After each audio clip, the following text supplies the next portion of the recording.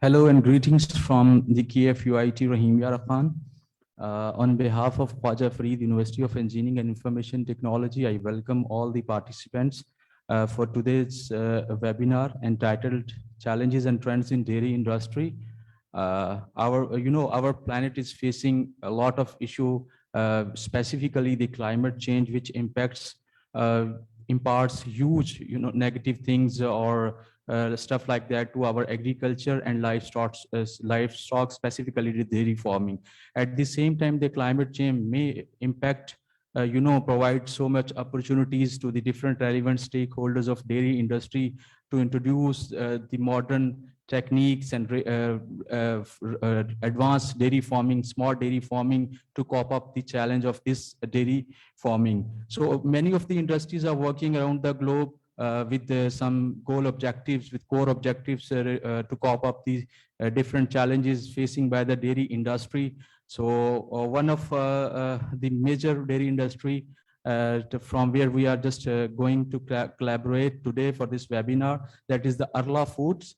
Arla Foods is a Danish multinational dairy industry based in Denmark. And Arla Food is one of the major or largest producer of dairy products in the Scandinavian countries, and fourth largest dairy company in the world with respect to the milk volume, and the seventh with respect to the turnover. And for this webinar today, our guest speaker is Mr.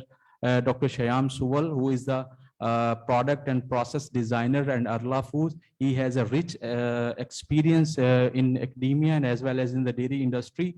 So to start this today's webinar first, initially I would like to request Dr. Farhan, the head of Department of Food Science and Technology, to formally welcome our guest speaker. On behalf of Khwaja Farid University of Engineering and Information Technology and Professor Dr. Mohammad Suleiman Tahir, the Vice Chancellor of the University, I would like to extend gratitude and thank to our honorable speaker, Mr. Dr. Shyam Suwal from Denmark, for gracing this session and share his valuable insight knowledge with our students of undergrad and postgrad studies. So we are looking forward for a very valuable discussion and sessions. And in this meantime, we will be live on our Facebook social media pages. And at that time, many of the students and general masses will share with us some queries as well. So at the end of the session, we will like to have some interactive session with the students and general masses, and hope to get their queries and questions addressed. So looking forward, and thank you very much for gracing the session. Thank you. Thank you, Dr. Farhan. I just want to let you know all the participants that Dr. Shyam will give his presentation about the challenges and trends in dairy industry. And he also mentioned one barcode on each slide during his presentation. I would like to request all the participants, either the students community or any other relevant stakeholder from dairy industry, you just scan that particular code, that's a particular barcode, while giving the password as Arla, and you just put on your question, and Dr. Shyam will answer that your specified question. So over to you, Shyam. Thank you so much, both of you. I'm very much, actually, I was looking forward to this webinar for a couple of months already. I hope everyone is doing very well there, keeping safe yourself and healthy, both yourself and your families. And I understand that you are still in the lockdown situation. Here in Denmark, we are quite open already, so it's 100% open. But I hope it will be the case over there as well. So for today's webinar, challenges and trends in dairy industry. This is a very huge topic at the moment, and I'm probably not very suitable for discussing all the matters, but I'm going to share some of the insights that we have as a dairy company here in Denmark, and want to share some of the important topics to you, so you can get the inspiration or also some of the valuable information that might be useful for you to use over there. I understand the situation, the dairy industry here in the developed country like Denmark versus Pakistan is different. So the cases are not very similar, but I think there is a lot of things that we can learn from each other. So that's the whole objective of this webinar today. So as you know, I'm sitting here in Aarhus city in Denmark, in Arla Innovation Center. So this is one of our R&D facility, let's say. And for today's webinar, I would really like to use this tool, this website, slido.com. If you go into the browser and then type slido.com and use Arla as the password, you will have the access to this platform, and then you can ask me the questions. And people who doesn't want to write their name or just want to vote for other questions, you can do that. So you can vote for the questions that were already there, and then I'll try to answer the questions at the end of the session. I hope I will do the presentation about 45 minutes, and then 15-20 minutes for the questions and answers. And if the time is not, if there are more questions than the available time, I will try to answer them later and then send it by email to Adnan and or Farhan. So this is the agenda of today's webinar. I will be introducing to you a little bit about myself and Arla Foods. A lot of things were already told about Arla Foods by Anand already, but I will go through that a little bit. And then I will jump into the topic, the challenges in the dairy sector and the potential solutions and an opportunity area where we can focus on. Because challenges always comes with opportunities. We need to just try to use the knowledge that we have. And I will be ending with some of the take-home messages from the presentations and questions and answers. So a little bit about myself and Arla. My education background, originally I'm from Nepal, very close to Pakistan. I actually grew up in a small village in Nepal, and then I used to carry milks that were produced in our house with a couple of buffaloes and some milk, some cows to a smaller town. So milk has been a part of my life, and I'm happy that I'm still continuing my work in this area.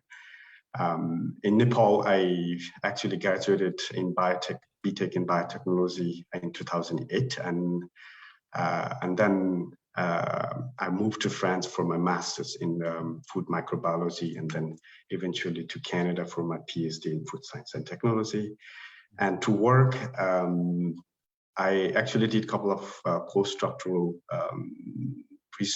I worked as a postdoctoral researcher a couple of times at Laval University, where I did my PhD, and also did one postdoc at Purdue University. That's where I met both Anand and Farhan, who were working with their PhD work out there with, I still remember the camel milk I tasted for the first time.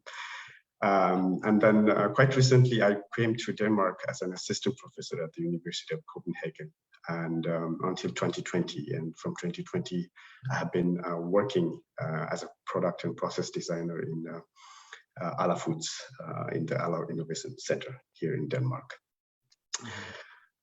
That's it about me. So a little bit about Arla. Arla's vision is actually creating the future of dairy to bring health and inspiration to the world, and that we would like to do this naturally as much as possible.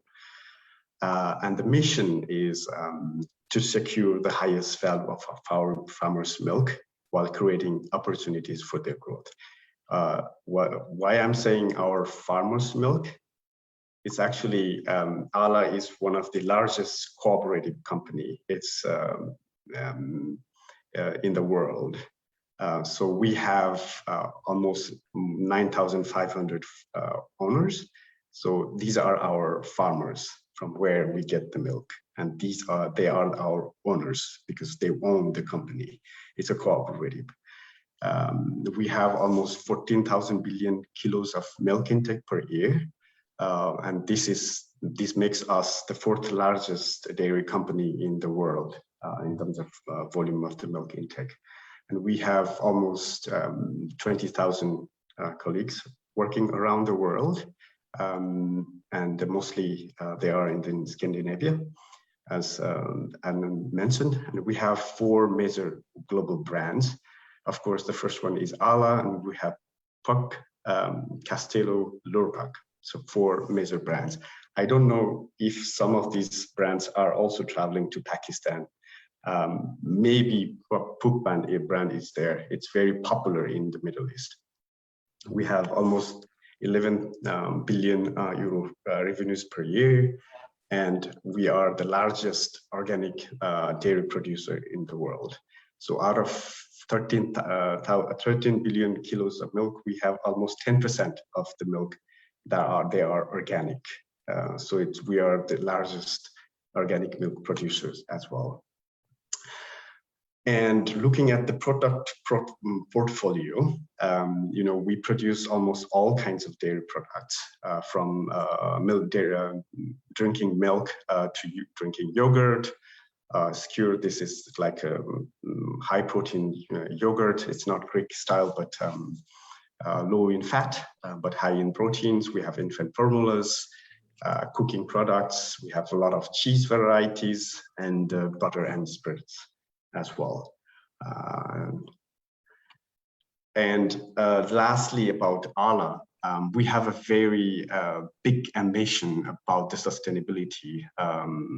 Adnan mentioned about the issues with the climate and the environmental challenges we have, and then we are very much aware about this, and we have kind of a roadmap of taking the actions against the climate change. So we have 2025, within which we will be 100% recyclable in terms of packaging, and we have 2030, and we will reduce the 30% of carbon dioxide emission from farm level to the production level. And 2025, our ambition is to be a carbon net zero. So it's a very, very big ambition, but with the science and the data that are available today, we hope that we will achieve this. So now I would like to move on to my webinar. Not much focus on the Arla part. I did a little bit of research about what's the situation of dairy in Pakistan, because I wanted to get some hint about it. And then I saw, I was actually very positively surprised that Pakistan is one of the largest dairy producer in the world. It's actually the 3rd largest country producing the milk. But when I try to compare the European context with the Pakistan, and I was a little bit negatively surprised, because you see the balance is actually, I just wanted to give you kind of the Arla context to give you the European context. You can see that in Pakistan, you have like 82 million herds producing only 54 million liters of milk per year. So that means it's just about 660,000 liters per herd of milk per year. But if you go to the Arla context, we have almost 15 times more milk produced per herd of.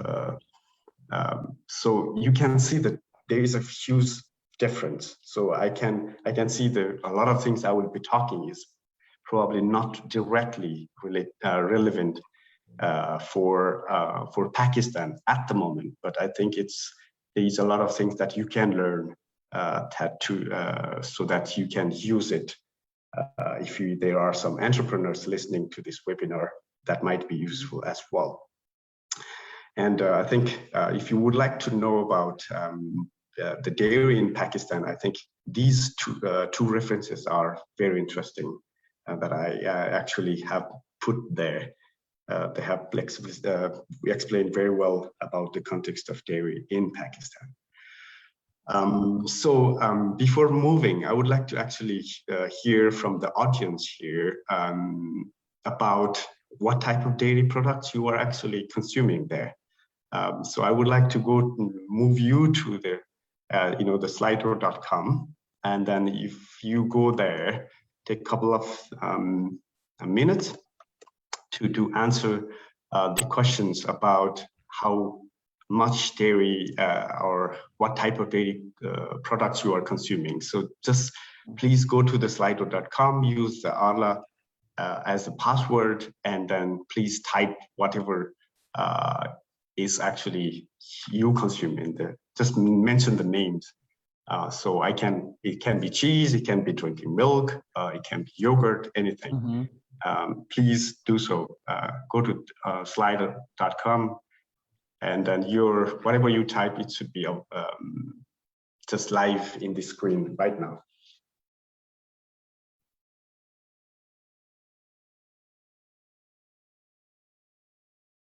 I will give 2 minutes. Okay. I would ask all the participants to give the answer of this question: what types of products we are using in Pakistan with respect to dairy. So just move on to slido.com and give this password as mentioned by the Shyam. So he just wait for 2 minutes. You have to answer that.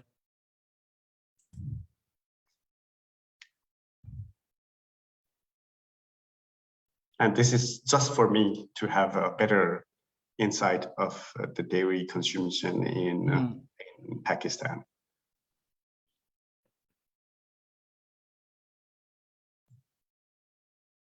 Nobody is typing anything.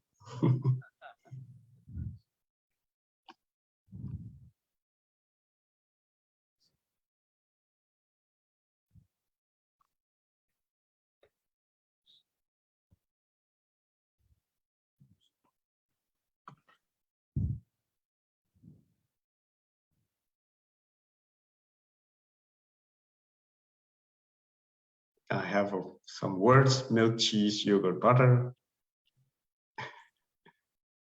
Do you see my screen? What's Yes. coming up?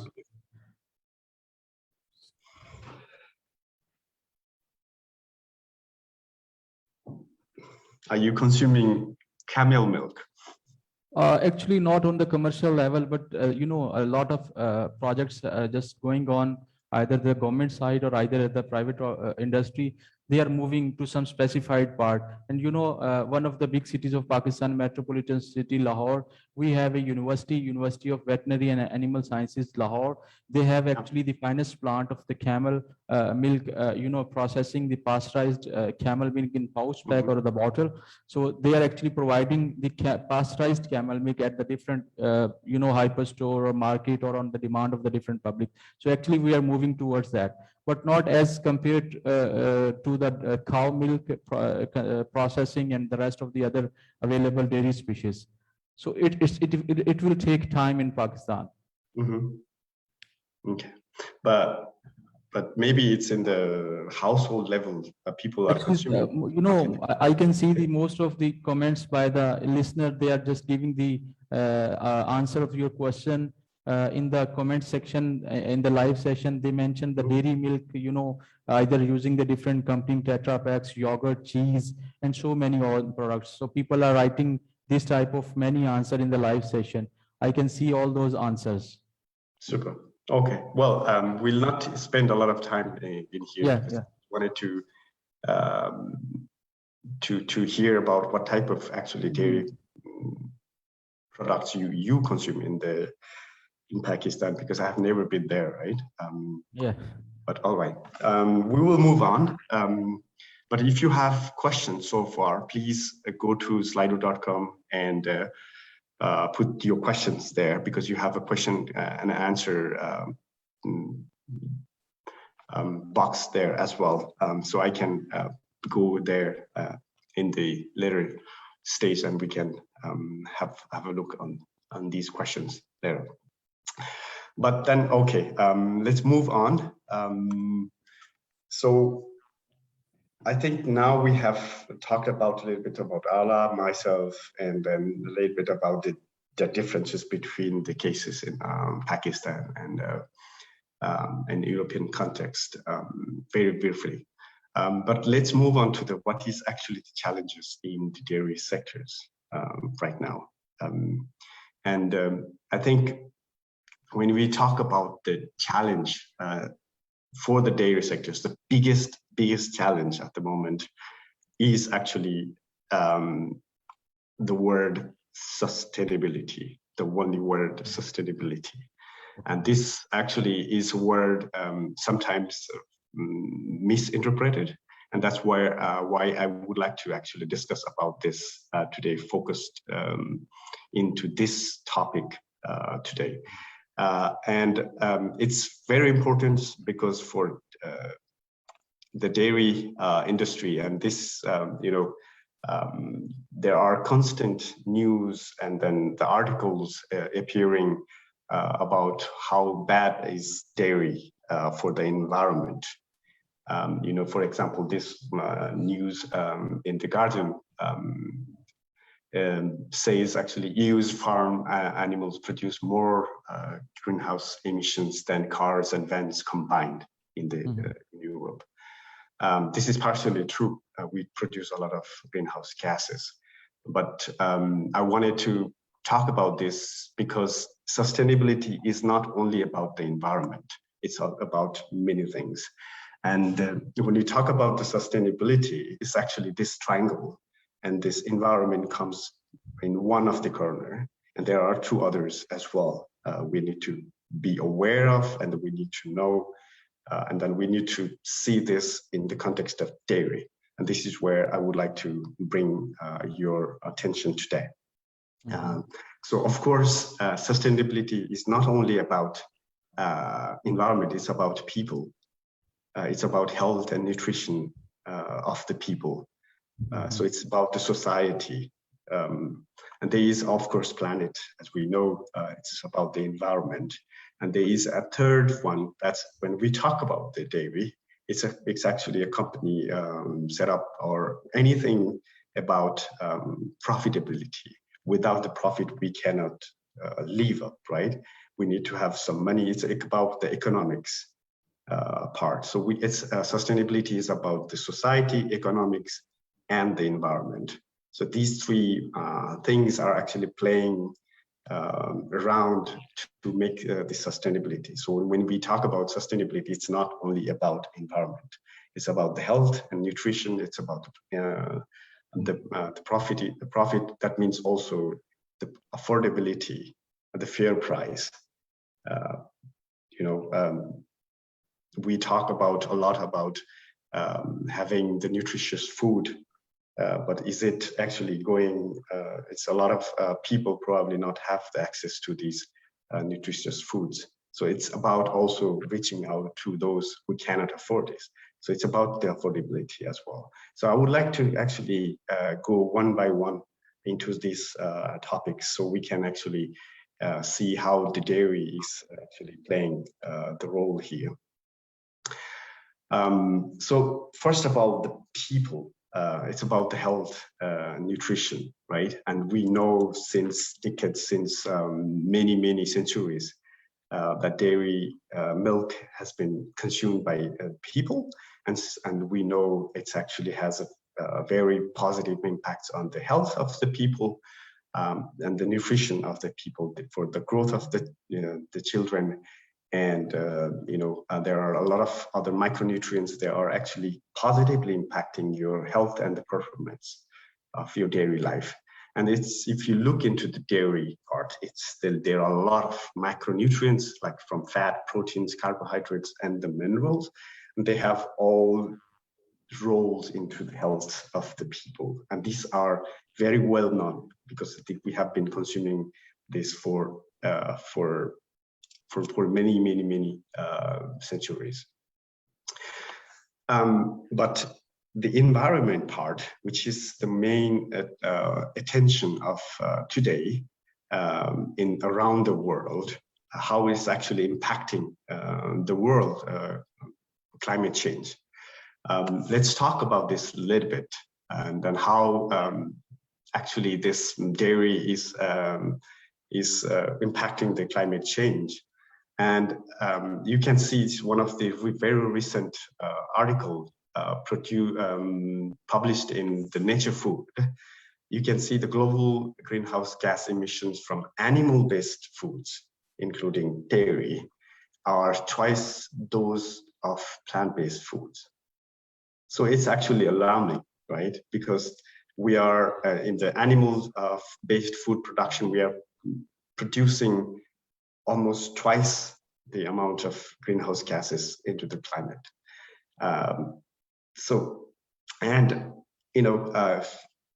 If we compare one by one, which food production produces the most greenhouse gases here, of course, the meat production is the highest one. And then it is followed by the cow milk production. And it is written cow milk, but it's general for all kinds of milk. And this is kind of like alarming, and this actually asks us, the dairy companies, to have some immediate actions on the climate change. You can see that this cow milk production is one of the food that actually produces the most greenhouse gases compared to other food products and compared to almost all the plant-based food products. And there is one thing that is actually very surprising to me, actually, when I saw this article. Being an Asian, we consume a lot of rice. And I thought, okay, we were thinking a lot, we need to cut the meat consumption, but it looks like we need to cut a little bit the consumption of the rice as well. Here, just looking at how much greenhouse gas we actually emit in the production of rice as well. Then now I would like to actually ask you a question about if you know how much or where do we actually produce the most greenhouse gases in the dairy sector. So I would like you to again move you to the poll again into the slido.com. And then I would like to answer the questions. Actually, is in the here. So can you go to the poll and answer, what do you think,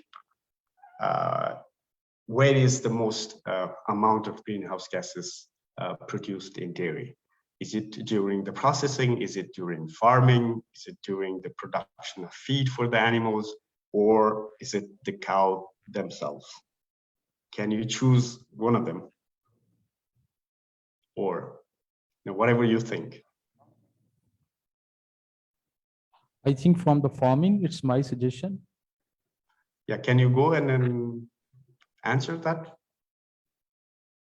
Okay. We're writing at the Slido. Need to go to the side, yeah.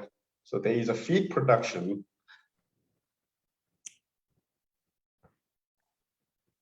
I again request from all the participants to just answer this question while going on to the slido.com and scanning this barcode.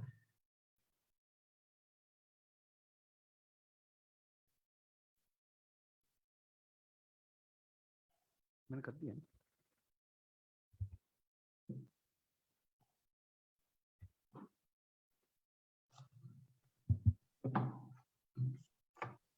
Slido.com.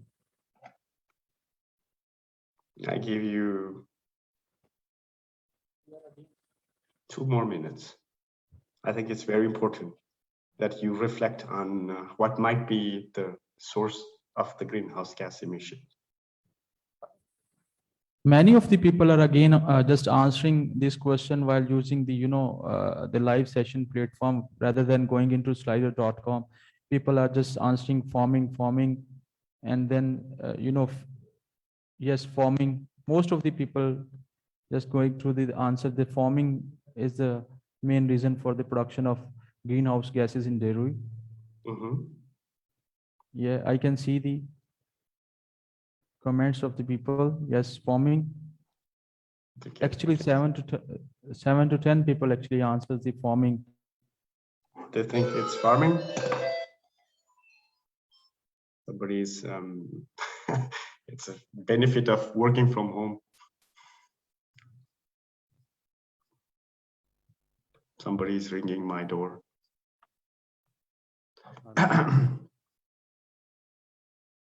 All right. Do you have any other answers, Anna, from the audience in the chat? Because I cannot see the chat. So Yeah, actually, they are just giving the answer forming, and some of the 2 or 3% just processing. Most of the Okay. people answer for this question as forming. Okay. Yeah. Okay. Let's move on then. 50% farming, 50%.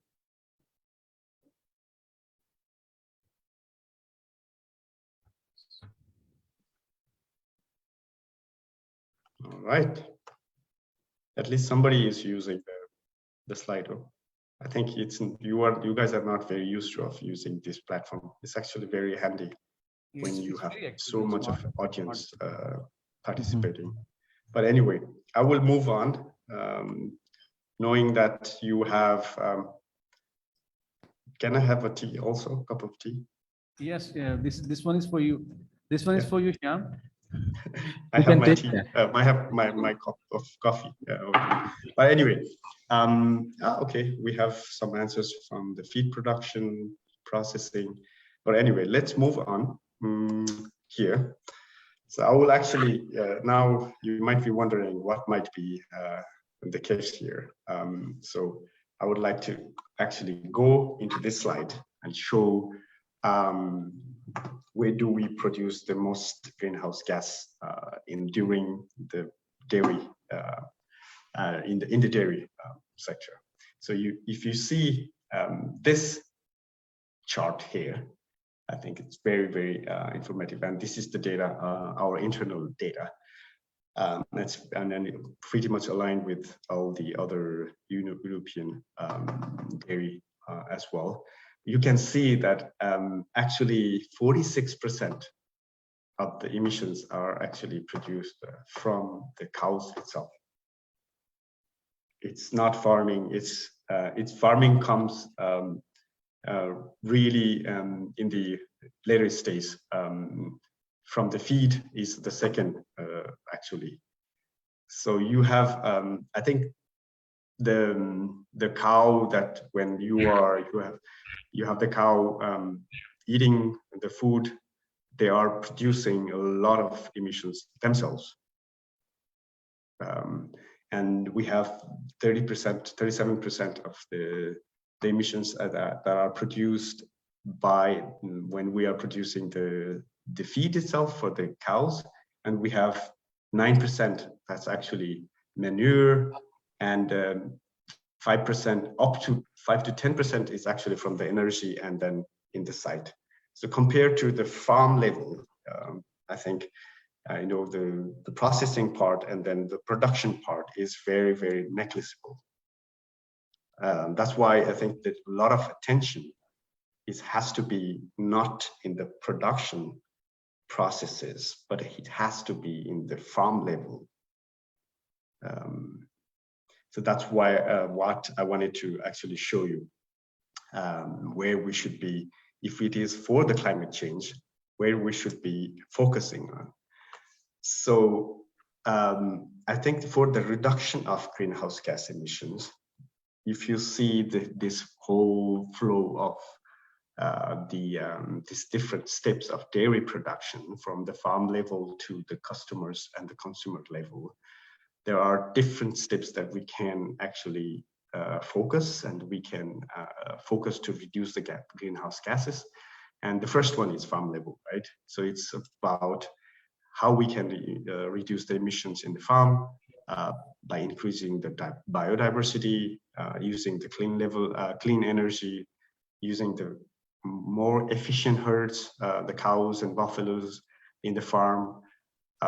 Then we have the transportations.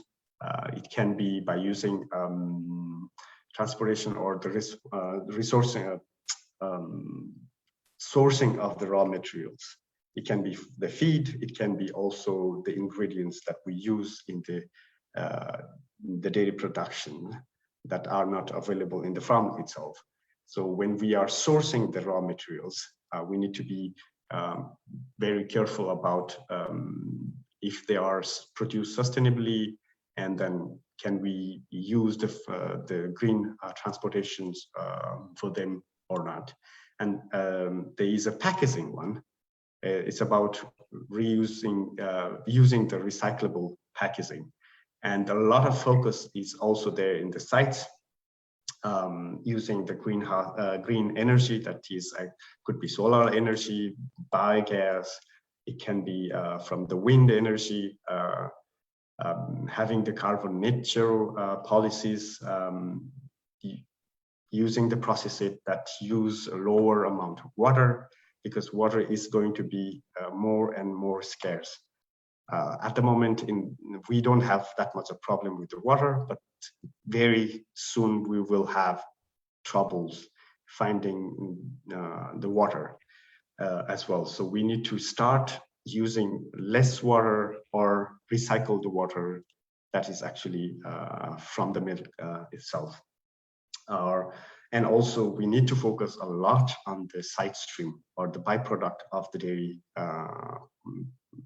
products itself. When we produce something, we always generate side stream, and we need to focus on how to manage this side stream as well. And there is, of course, the transportations.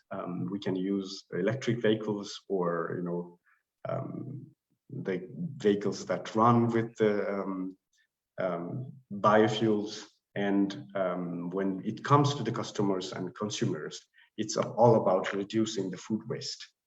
Can we produce food that are actually self-stable, or that can last longer?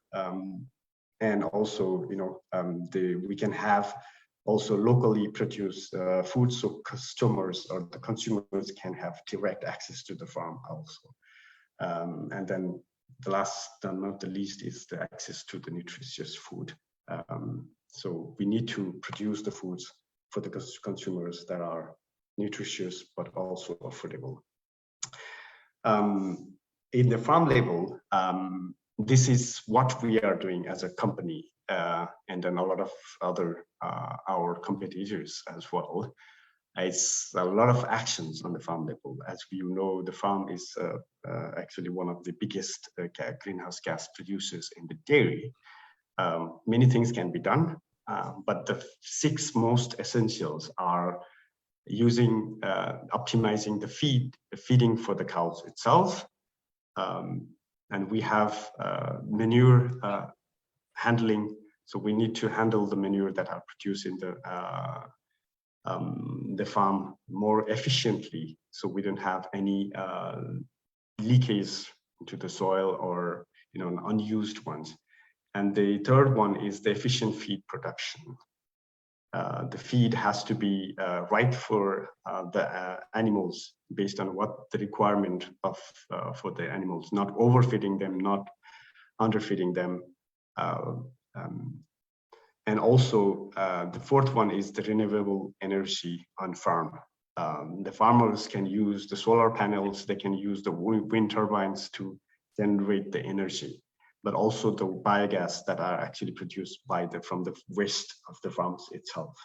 So they can rely less and less on the other energy sources. The fifth one is the improved carbon sequestrations. It is all about increasing the biodiversity in the farm itself. We can have a lot of grasses, other production of other crops in the farm that are helping to sequester or to capturing the carbon dioxide from atmosphere. And the sixth, very important, is the animal welfare. We need to constantly improve choose the cattle or the herd that are actually with the higher yield, and then reducing the greenhouse gas emissions. The cattle with the longer life span as well. So more healthy cows we have, healthy or the more nutritious milk we can get from them. So this is about the farm level that's actually happening at the moment, but there are many research that are actually happening as well that are not yet used, but there are a lot of insights in the science. Actually, a lot of researchers around the world are working constantly how we can reduce the greenhouse gases in the from the farm level. So one of them is actually using. I found this because when I think of Pakistan and dairy, it comes to me a lot is about the camel milk. Maybe because of the Anand and his project, PhD project, but it is actually an interesting milk. And there are some researchers that have mentioned that camel milk or camels produce less greenhouse gases compared to the cows. And one of the problems with the camel is actually the output of the milk. The productivity is less, but there is a significant progress on the amount of milk produced by the camels. And there is one of the studies showing that selective breeding of the camels can improve the productivity from 2 to 12 liters. The 2 liters per herd per day was in 2002. Now they produce almost 12 liters. So there is a very much of progress. It's not yet there where we want to be, but it's very much a significant improvement, right? And there are other researches, and then maybe it's interesting for you guys who are doing a little bit of research in the academia, is actually also focused on not only in the different types of animals, but also when you are using a kind of animals, for example, in the cows, we know the science has shown that it's we saw that the cow produces the most greenhouse gases. It's because this thing's happening. It's actually a cow's stomach is acting as a fermenter, and what you feed into them, the sugars, for example, are converted into methanes, and they emit this as a burping, or some of them they fart. So they are actually emitting greenhouse gases. There are researches, a lot of researches on capturing these burps from the cows and then using this methane as an energy sources. But also more interesting ones are actually showing that, for example, some of these researchers have found that, for example, if you feed cows with more fibers, they will produce more methane. So if you have the feed it with low fibers, then maybe you are helping to produce less greenhouse gases from the cows.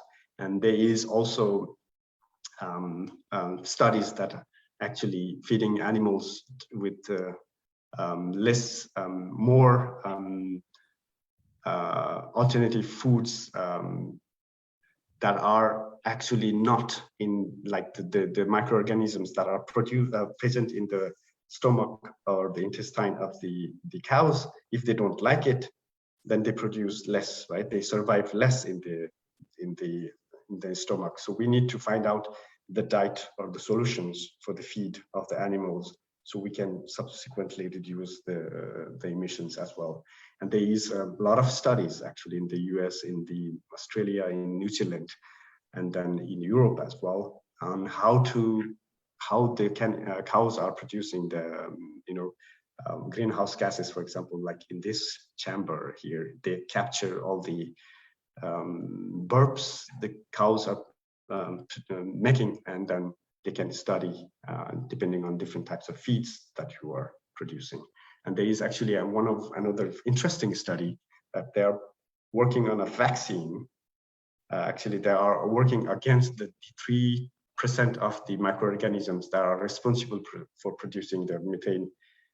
So you can vaccinate your cows, kill those microorganisms that are responsible for producing the methanes as well. So there are a lot of other studies as well. These are just some examples.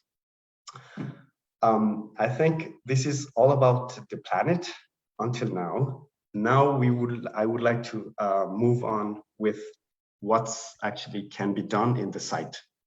And this is the area I work the most. And unfortunately, I cannot go into too much details because otherwise it's gonna be very, very, very technical. And then I'm happy to share my knowledge in the next webinar maybe, but I would like to give you some hints what can be done in the site.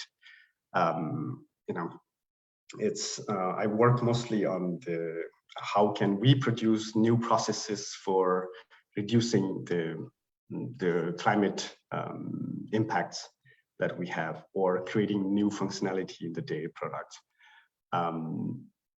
or minimizing the side stream that we produce. But we cannot go into very much into details, but just very some examples that we can do in the dairy, in the sites. So you have seen this already. We normally produce, we have milk, we produce drinking milk, we can produce cheese, butter, you know, spreadable cheese, yogurts, powders from milk. These are the conventional products that we have. And we are constantly working on how we can improve the production processes of these categories, because these are the main market for us, right? But we need to remember it's not only these components present in the milk, it's a lot more than that. I don't want you to read all those things, but just wanted to give you an overview of what's present in the milk itself. So when we think of you know, making something out of milk, we need to think of using 100% of what's present in the milk, not only making cheese and then forgetting about what's left over. So that's where I would like to bring it to you now. For example, if we produce cheese from milk, let's say, if we have 100 kilos of milk, you can produce 10 kilos of cheese, right? But we forget, and it's the case mostly in the developing countries like Pakistan or in Nepal, we forget about the 90% of the volume of the milk. That's 90 kilos of whey, right? And this is generally thrown or directly you know, mixed with the sea wastewater. And it's a problematic. And we probably today it's not very relevant because we have other things to focus.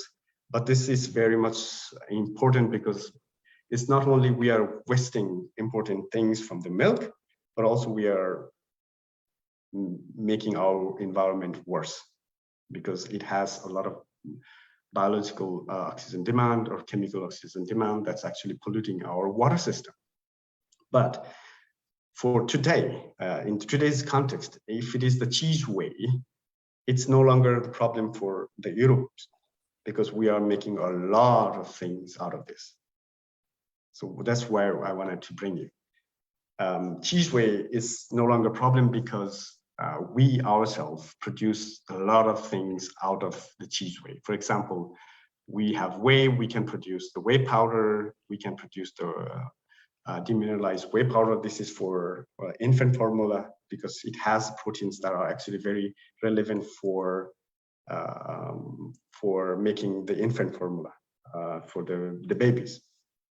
We can use different technologies to separate minerals and the lactose present in the whey. We can make different other proteins, for example, WPC35.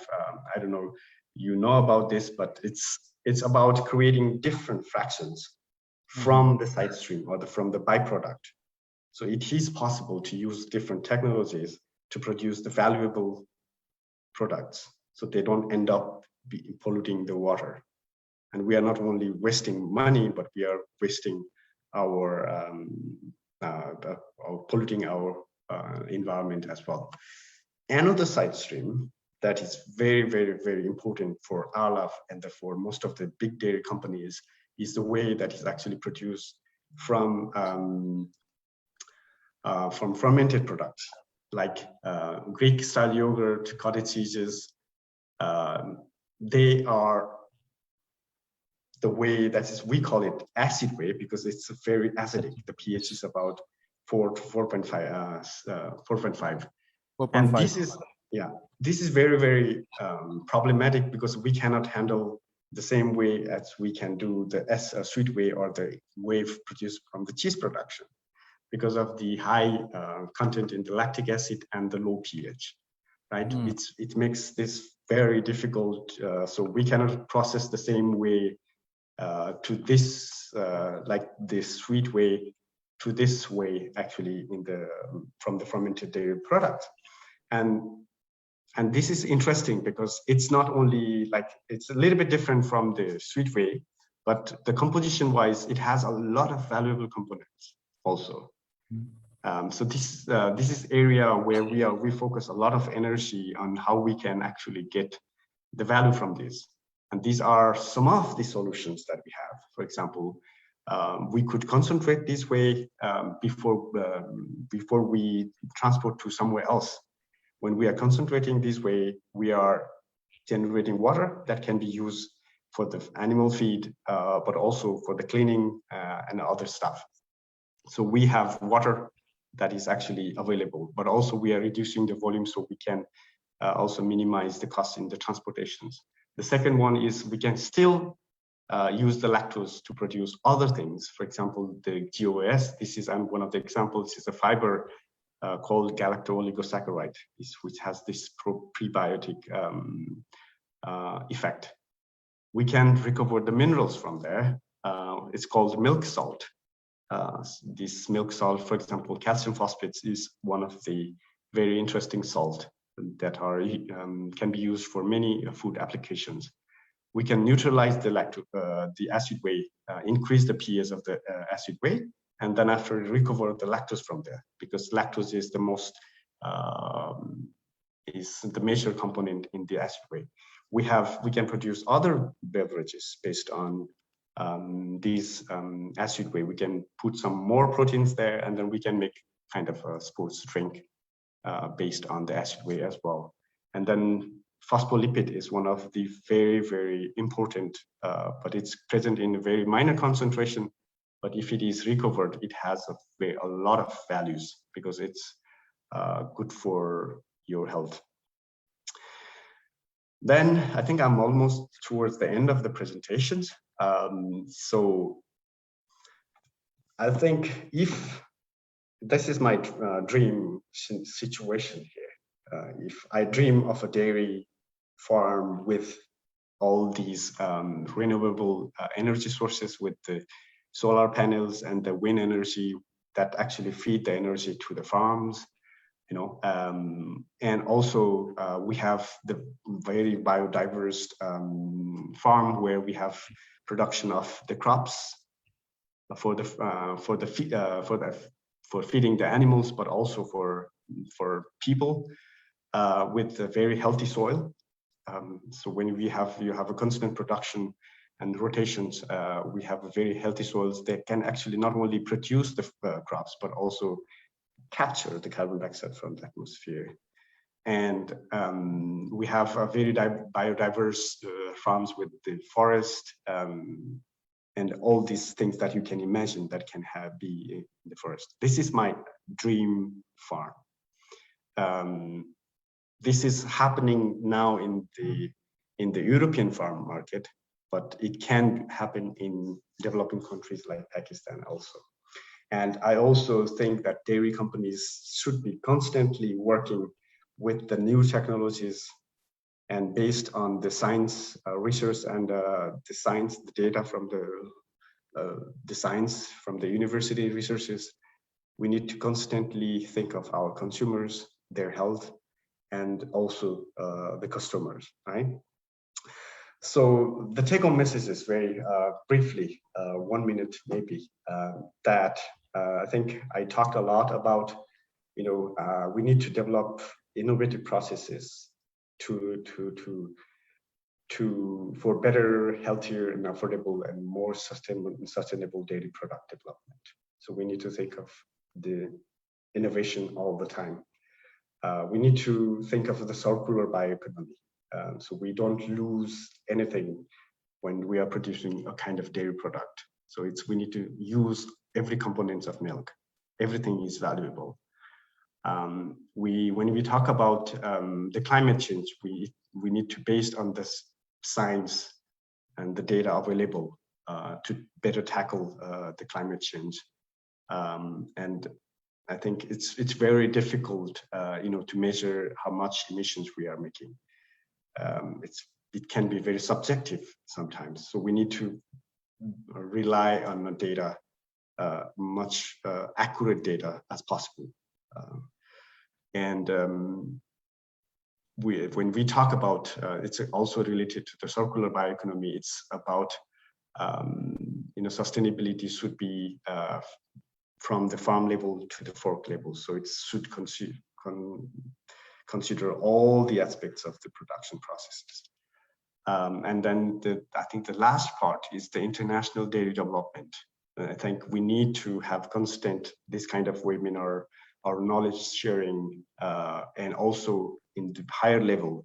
So we can, I think, transfer the technology and the knowledges that we have here into the developing world. So we can help the dairies companies present in the developing countries as well.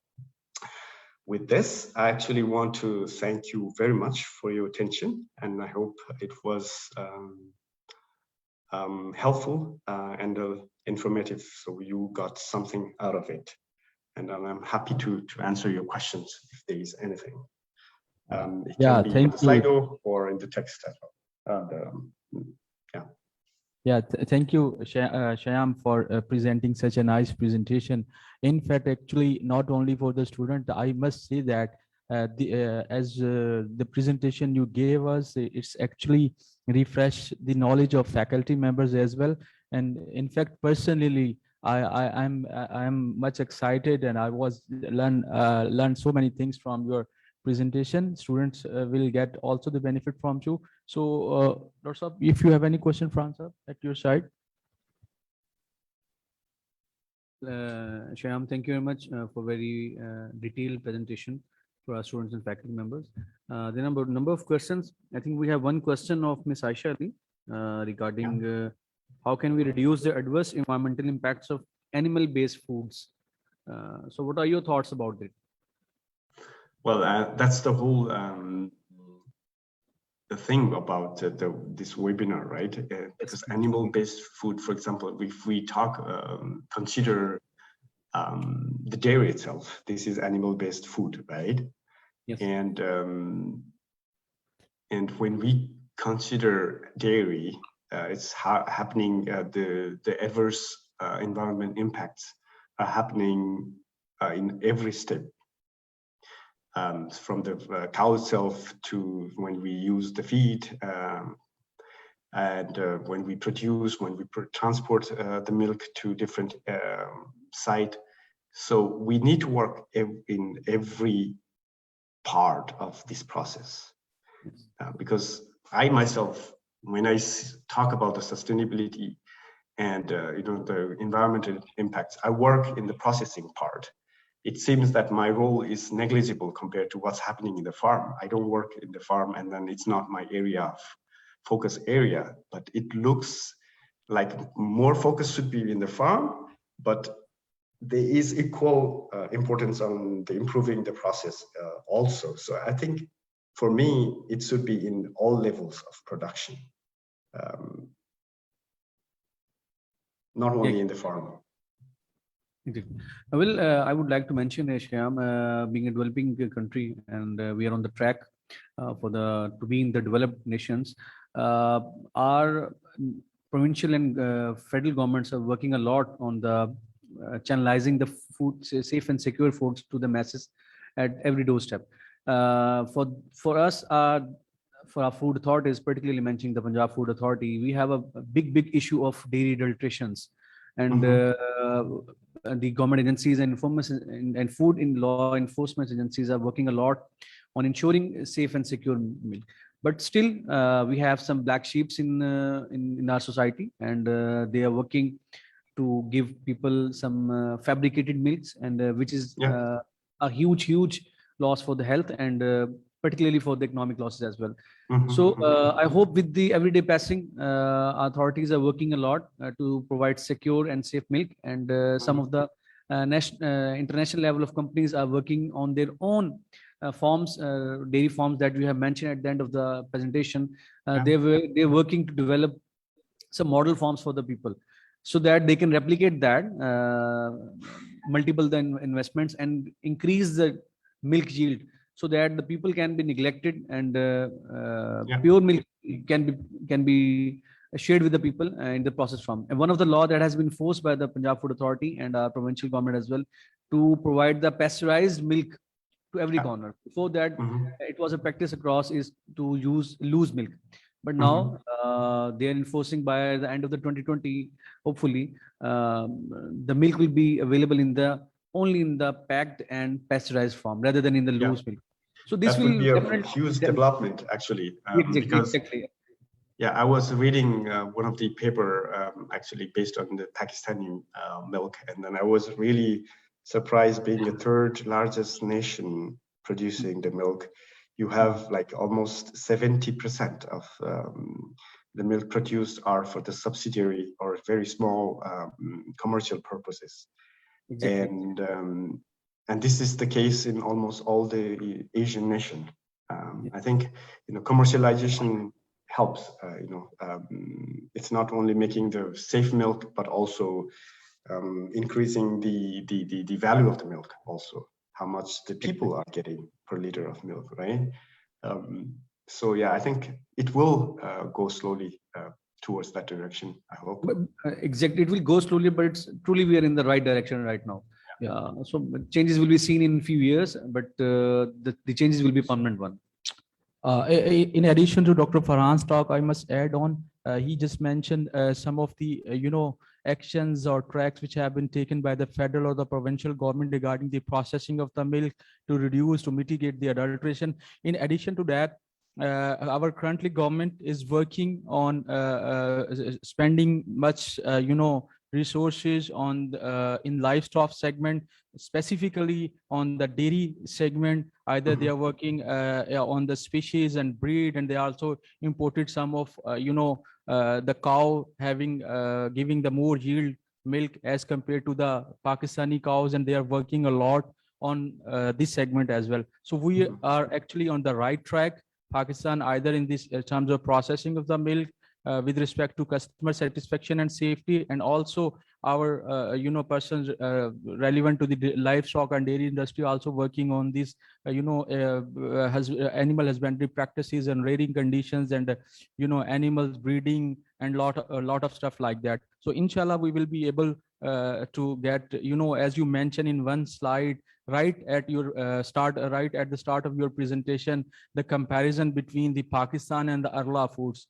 So in fact, being a Pakistani, I just feel something like that, that we have to work on that stuff, like the things which you are adopting at advanced or developed country, particularly Scandinavian countries, with respect to the dairy production. So we will be on the track, and we will also moving the more yield milking animals and other stuff related to the dairy process. And in fact, we have currently also, if I talk about in my city where this university is situated, we have 2 to 3 one of the state-of-the-art dairy farming as per on the infrastructure, as we saw in New Zealand and other dairy country. We are actually, a lot of people are investing in dairy industry, and the things will be changed in some couple of years. So we will be on the right track, and we will gain some more benefit in terms of having a huge chunk of dairy economy with respect to the GDP of Pakistan. So the Yeah. things will be on the right path. Yeah, and I think when I showed that figure, the comparison of the European context and the Pakistani context, I think European market context is very much saturated. Yes. We cannot maybe improve more very much significantly from there. When my intention of showing that was actually how much potential is there in Pakistan. Yes, definitely. If you would like to go up, I think there is a huge chances of making profit from the dairy, not only for the entrepreneurs but also for the farmers.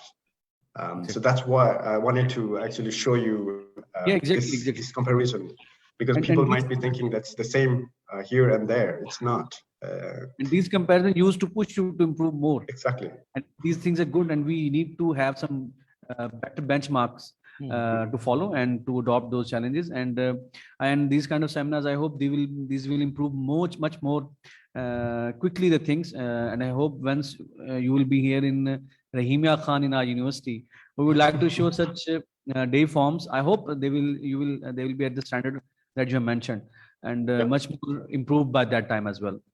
Yeah, I would really love to come in one day and see what. Yeah, inshallah, definitely for some conference or some symposium. I hope when the things will be in the right way, post-COVID. So we will definitely have you here in Rahimia Khan. Shyam, you remember that I asked once from you to participate in the conference, I think like 3 to 4 months ago. Actually, we have planned a conference on food science and nutrition like in November or December, but you know, due to the COVID scenario and particularly this Delta strain, so all the activities are again moved back. Definitely when the things will be fine on the right track. I just mentioned one thing which you make the comparison of the Pakistani dairy and the advanced country. The main what I suggest that there is a lack of farm mechanization and also the technology which are not being practices by the farm. And also there are, although we are at the number 3rd around the globe for in terms of the milk production, but we have small farmers, small rearing herds, and with low milking potential and the animal health and lot of stuff. So we have just started at the government level, and also a lot of businessmen are investing a lot of money in the dairy sector, so the things will be right on by using the advanced farm mechanization and the rearing strategies with the word. Actually, I just truly believe that most of the people understand the word sustainability is today by your presentation. You just I hope so. I must say that you explain this topic which we decided to talk, either the challenges and trend in dairy industry. It's a very vast topic. No one can exclude or conclude. No one that conclude in such a way you have presented. So a lot of people either from the student fraternity, either from the food science fraternity, or also from the dairy sectors, they must have some knowledge about the what sustainability is with respect to the dairy processing and dairy industries.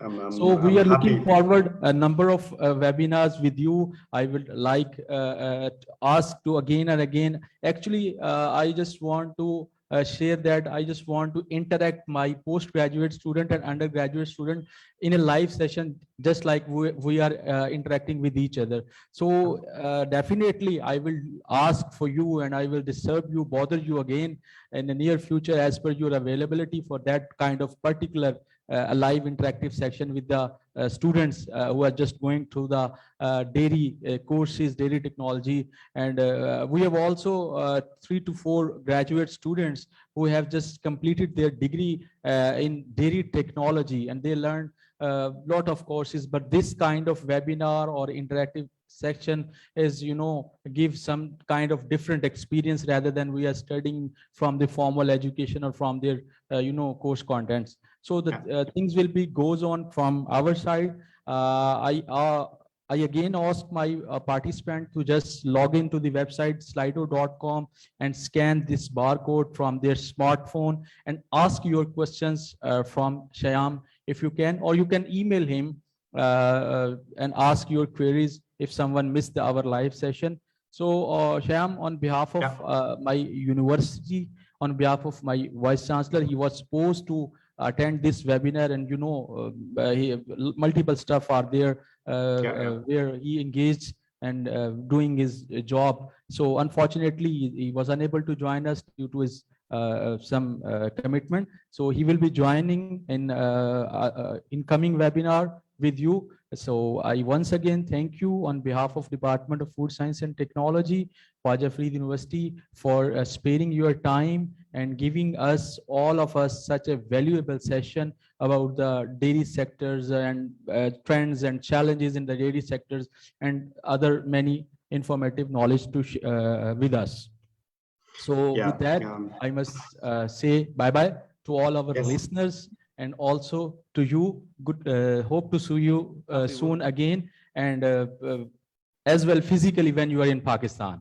So goodbye. Then thank you Goodbye. very Thank much you again. so much, and stay safe and healthy. Same as. Thank you. Take care. See you soon. Bye. See you. Thank you very See much. you. Bye-bye.